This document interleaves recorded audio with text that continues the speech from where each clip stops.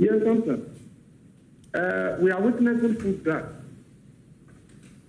because of the bountiful harvest we have had this year. In fact, as you speak, in the 5 northern regions, harvesting is ongoing, it's underway. And all the figures we are putting out are estimates. They cannot be the actuals. But during the budget preparation, we realized that if all the interventions we are implementing become successful, we are going to have a bumper harvest. And therefore, we should prepare ourselves against possible glut.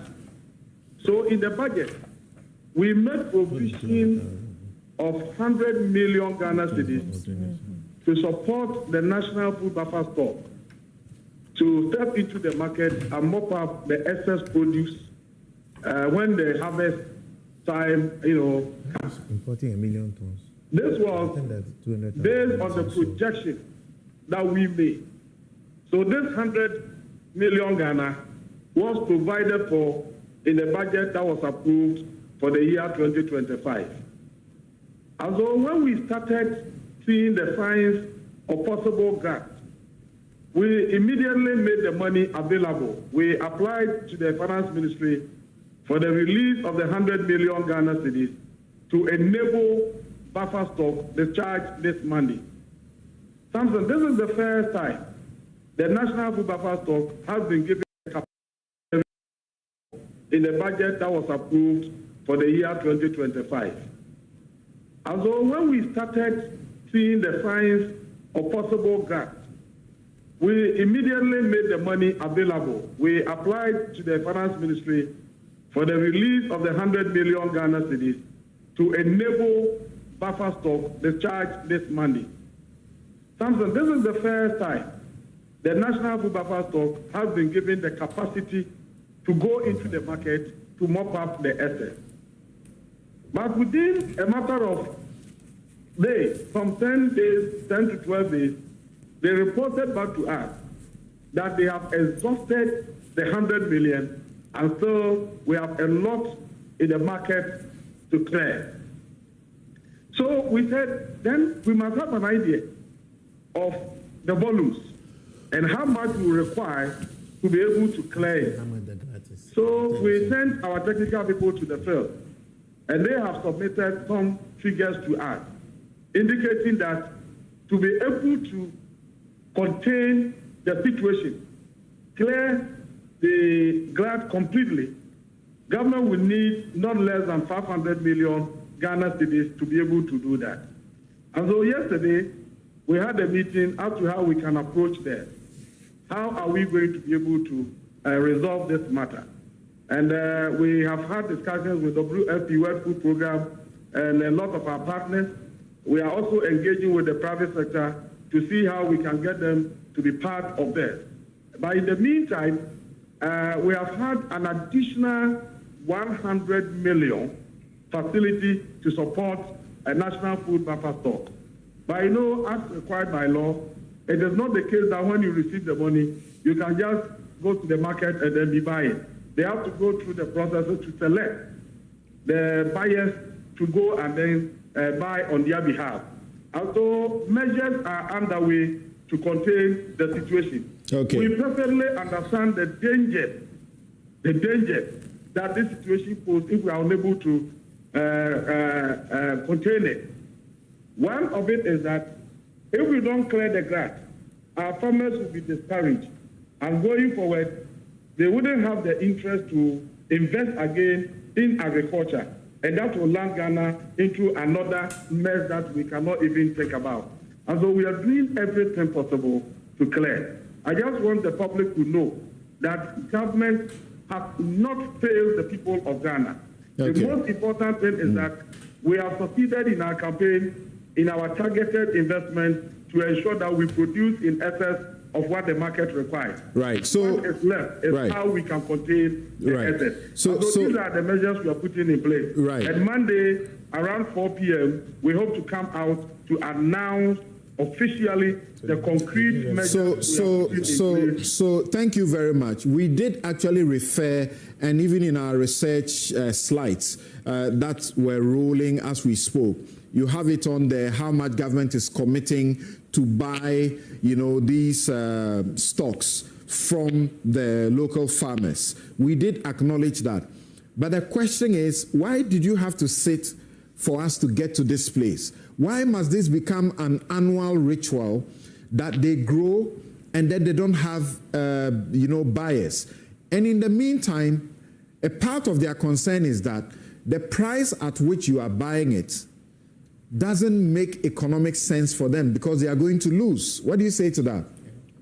Okay, Samson, we did not sit in the ministry and determine the price for them. We formed a committee to determine the price, including the leadership of their association. Sure. Peasant Farmers Association, they were part of the committee. The agribusiness, in fact, agribusiness, they indicated to me that they were not part. And so when they brought me the report, I personally spoke to them that these are the prices we are offering. What is your take on this? And they said, give us some few minutes to do some consultation and revert to you. They consulted and came back to say that, Honorable, everything is in order, so please, you can announce it. So it is a collective decision. Certainly people will have some concerns, but what I'm saying is that it is not an imposition from the Ministry of Food and Agriculture. It is a decision taken by a committee formed by all the stakeholders. No. Now, there is one of our viewers who sent a question I want to repeat to you. He says that the issue is not really about glut. He says there is no rice glut in Ghana. Let it make sense. Why ports are still open for rice in a country crying over so-called glut? Perhaps what we are experiencing is a poor leadership glut. This is Emmanuel J. Bequin. What are you doing by way of policy? At the time you are buying from these, local growers, our ports are open and all the junk is being brought in. Yes.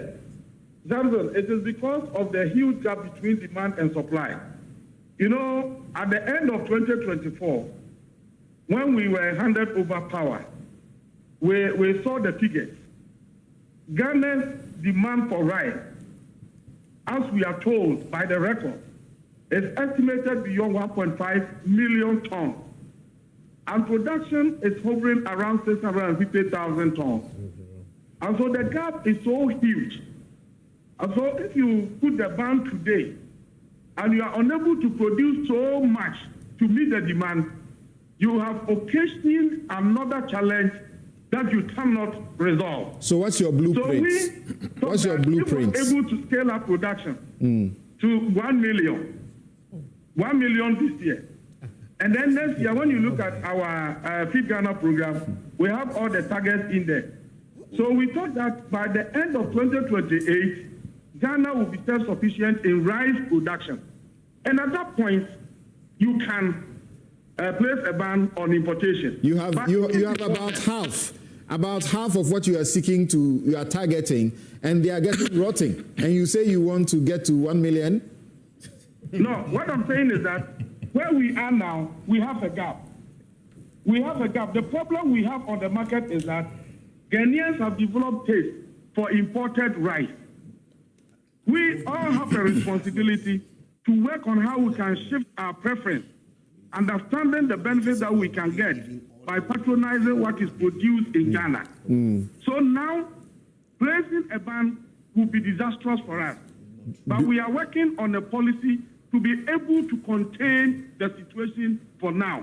Then at the end of the season, when we are done with all the harvest, we'll have a fair idea of the quantity that we're able to produce this year. And that idea or that data is what will inform the next decision going forward. In the middle of harvest, it will be inappropriate, Samson, for anybody to say that, take a decision on that. No, every decision that must work well must be based on data. And that's exactly what we are looking at. Okay. So let us allow the process to end. After the harvest, we are putting in place mechanisms to contain the glut. It is glut. Because if you go to the field and you listen to the farmers, in fact, some of them have written officially to us. And it is not only about rice and then the maize, soybeans that you are talking about. Okay, so you make a fair point. You make a fair point about when you are bringing your intervention to look at a fresh start. But in the meantime, this is what you are doing. Do you, as a government, have the estimates for consumption for our schools, for our prisons, for the police, among others? At least this is where you could mop up all of these for. Yes, some specific directives have been issued to ministries to act. The Ministry of Education has been directed by the President to ensure that all the food that is served to our students and all the food that is served to our inmates, the prison inmates, is bought from local sources. The President has further directed that in order to clear the egg glut that we are witnessing, because the egg farmers have petitioned, we have interacted with them, and they are also complaining egg prices are falling so low that if they are not careful, they cannot even recoup their investment. And that will be a huge disincentive to engage in further production. So the President said that Ministry of Education should ensure that they buy the excess produce to support the school feeding program. That's why I'm saying that a lot of interventions are underway to contain the situation. So how much, for example, do the schools need? How much? What is their consumption rate? In fact, that will be determined by the Ministry of Education. They will have that data. Minister, they will have that data. As for the school, and I wouldn't have it now, no, but they will have it. This is not acceptable from a policy stance. You should be able to estimate that demand, that you can actually put government effort and policy to back. If at this stage you are telling me you do not know the demand from schools or government-driven demand, that's a big problem at this time. You can't even tell the impact of your intervention. Listen to me and understand it first. This is a situation we have witnessed now. No, Minister. Was issued, listen, the directive was issued to the ministry yesterday. And I was there, I was privy to the discussions.